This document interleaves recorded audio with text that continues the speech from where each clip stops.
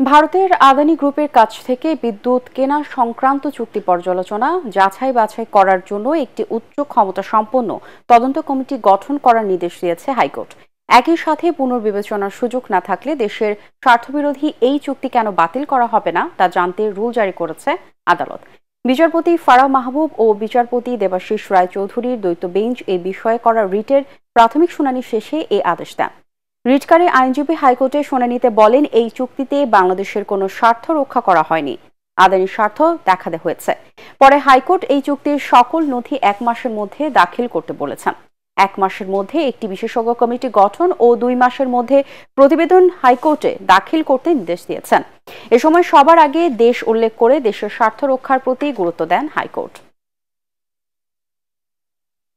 আন্তর্জাতিকটা আমরা মনে করেছি আইন বিশেষজ্ঞ এবং জ্বালানি বিশেষজ্ঞদের মতামতের ভিত্তিতে এইটা এতই একপেশে ছিল, এখানে বাংলাদেশের স্বার্থ কোনোভাবেই রক্ষা করা হয় নাই, শুধুমাত্র আদানি গ্রুপের স্বার্থ রক্ষা করা হয়েছে বলে এইখানে প্রতীয়মান হয়েছে। এই ধরনের চুক্তিকে ইংলিশ লতে বলা হয় যে আনকনসাইনেবল চুক্তি।